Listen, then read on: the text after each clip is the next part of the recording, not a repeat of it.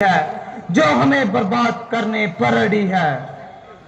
घर से निकालकर एक कोने में बिठा दिए और अब पिताजी के प्रेम का हाथ भी हमारे सर से उठा दिए।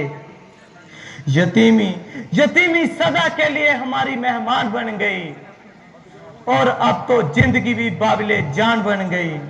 ओ जालिम मौत, तुझे भी अभी जबर करना था, कम से कम 14 वर्ष तो सब्र करना था। तू भी इसी का इंतजार कर रही थी और अंदर ही अंदर हमारी बर्बादी का सामान तैयार कर रही थी।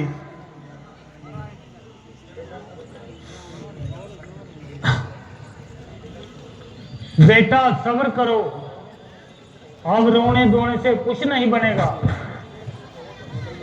एक दुख हो तो सब्र कर ले, मगर विपत्तियों का भी तो कुछ ठिकाना नहीं। इसके सिवा और चारा भी क्या है? महाराज ने अब तो वापस नहीं आना है। बेटा, जो बात एक ना एक दिन जरूर होनी है, इसका अफसोस करना फजूल है।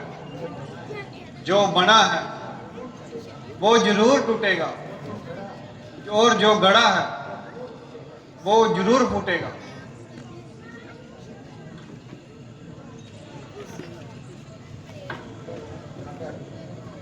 भ्राता जी, जो कुछ अर्ज करनी थी सो मैं कर चुका। आप ज्यादा मुझको क्यों मारते हैं? मैं तो पहले ही मर चुका हूं। उधर सुखों का वैसे ही खात्मा हो गया, इधर आपका कठोर आत्मा हो गया। पिताजी के बाद जो ही पालन पोषण करना था,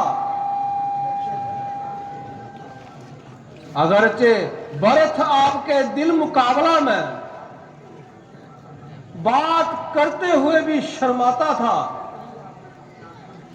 और कभी आपके सामने आंख तक नहीं उठाता था,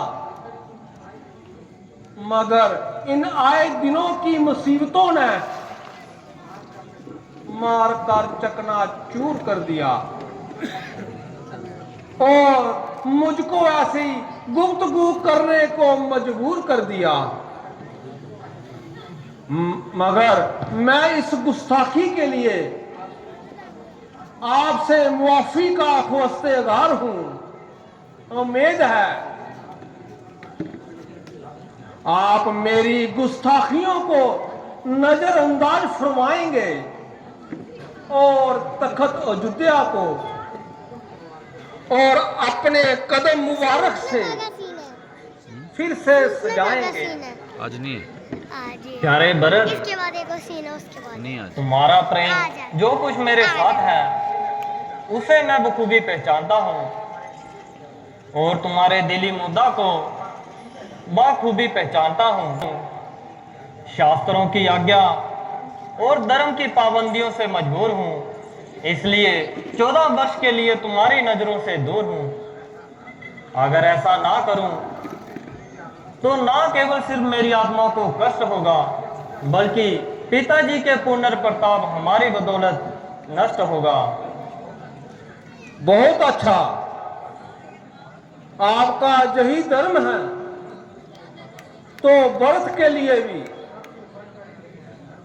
सबसे बढ़कर यही शुभ कर्म है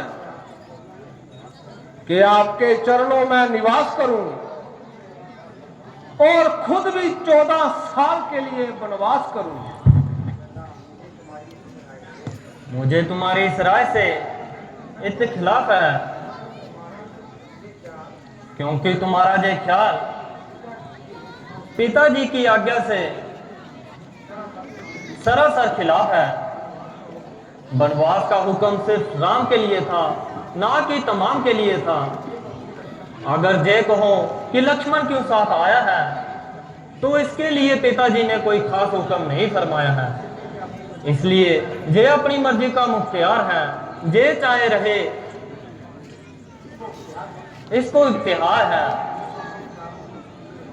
यूं तो हम चारों के पूजनीय पिता हैं, मगर इस हुक्म के पाबंद मैं और आप हैं। इसलिए उनकी आज्ञा के विरुद्ध चलना दोनों के लिए महापाप है और यही धर्म की पायबंदी है।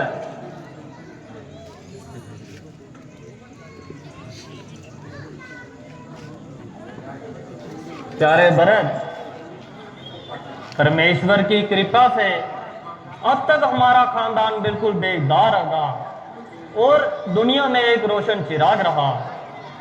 सख्त से सख्त मुसीबतों ने अपने प्राण को नहीं छोड़ा।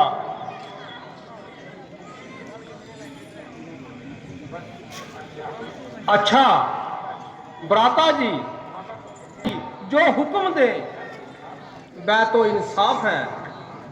हाँ हाँ, मुझे माता जी की राय से कभी इत्तेखलाफ है।